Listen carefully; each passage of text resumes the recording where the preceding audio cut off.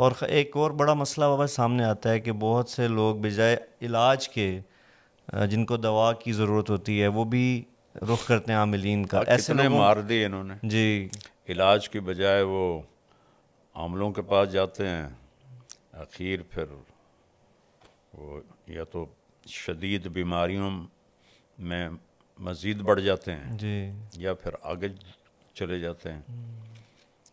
تو اس لیے یہ جو عام ذہن ہے بابا کہ دوائی لینا یا اسباب کو اختیار کرنا اس کو توکل کے خلاف سمجھا جاتا ہے. یہ تو بے وقوفی ہے. اس بارے میں تھوڑی سی آپ اگر رہنمائی کر دیں تو فائدہ ہوگا ہی سننے میں. دیکھیں، اسباب کو پر توکل کرنا یہ تو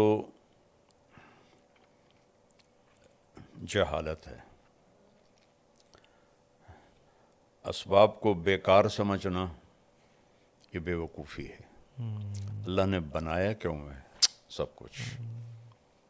یہ سارا اس لیے تو والذی خلق لکم ما فی الارض جمیعا، یہ سب کچھ جو بنایا تمہارے لیے بنایا. اللہ اور اللہ کے نبی نے خود حضرت سعد بن ابی وقاص رضی اللہ تعالیٰ عنہ کے مرض کی تشخیص کی، انک لمفعود، تجھے دل کا دورہ ہے، اور تو اس کو 7 کھجوریں عجوہ کی گٹھلی کوٹ کے کھلاؤ.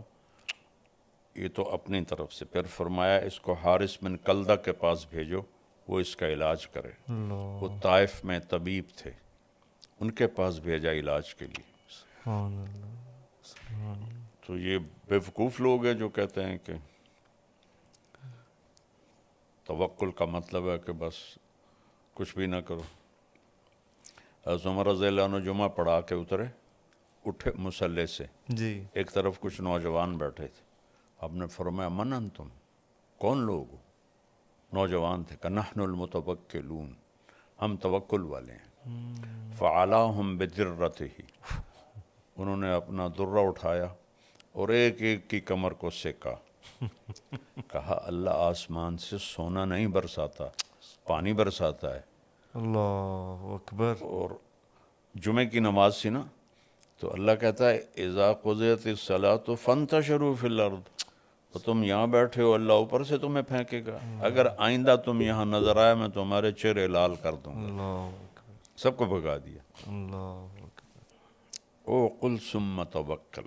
ایک صحابی نے پوچھا یا رسول اللہ، اونٹ کو باندھ کے توکل کروں یا ویسے ہی توکل کروں؟ آپ نے فرمایا او قل ثم توکل، پہلے اس کو باندھو پھر توکل کرو. اللہ ہمارے نبی غار میں چھپے بیٹا، اللہ کیا آپ میں توکل نہیں تھا؟ سبحان اللہ. 3 دن سخت گرمی ستمبر کے مہینے میں، 27 صفر کی رات، 28 صفر کی رات، 29 صفر کی رات، اور 1 ربیع الاول کو آپ وہاں سے نکلے. اور سارا راستہ تبدیل کیا. ایک کافر رہبر تھا، عبداللہ بن اریقط، حضرت ابوبکر صدیق کا دوست تھا. بعد میں اس کا کوئی تذکرہ نہیں ملتا کہ وہ ایمان لایا یا نہیں لایا. اس کو رہبر بنا کے آپ نے سفر پہ آیا. تو اسباب کا ترک، اس کو توکل سمجھنا یہ بہت ہی غلط. اور اسباب میں یوں لگنا کہ حلال حرام کی پہچان ہی ختم ہو جائے. جھوٹ نہ بولیں تو کم روٹی کہاں سے کھائیں، رشوت نہ لیں تو روٹی کہاں سے کھائیں، یہ بھی حرام ہے. اللہ تعالیٰ نے پہلا تعارف ہی کروایا ہے الحمدللہ رب العالمین. صرف تمہارا نہیں، پتہ نہیں کتنے عالم ہے کہ سب کا رب، سب کو پالتا ہوں. میں کہتا ہوتا ہوں کافروں کو توحید میں دھوکہ لگا، وہ پتھروں کے آگے جھک گئے، بتوں کے آگے جھک گئے. مسلمانوں کو ربوبیت میں دھوکہ لگا، توحید میں دھوکہ نہیں ہے. کسی کے آگے پتھر کا بت رکھو، شرابی جواری کیوں نہ ہو، اسے کوئی نہ سجدہ کر کا توبہ توبہ میں کافر ہوں. لیکن وہی ہے سود پہ کاروبار کرے گا، جھوٹ بھی بولے گا، چوری بھی کرے گا، ڈاکہ بھی ڈالے گا، رشوت بھی لے گا، روٹی کی تو کھاوی. تو مسلمانوں کو ربوبیت میں شک پڑا تو اللہ نے الحمدللہ رب العالمین سے قرآن شروع کیا. اور قل اعوذ برب الفلق، قل اعوذ برب الناس.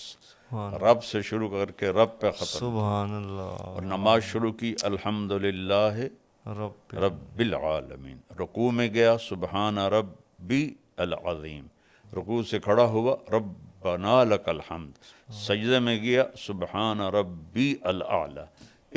اتنا اللہ نے رب کا تکرار کروایا مسلمانوں سے، میں رب ہاں، میں رب ہاں، میں کھوامنا ہے، میرے کو کوئی تھوڑ کوئی نہیں۔ تو یہ دونوں ایکسٹریم غلط ہیں۔ جی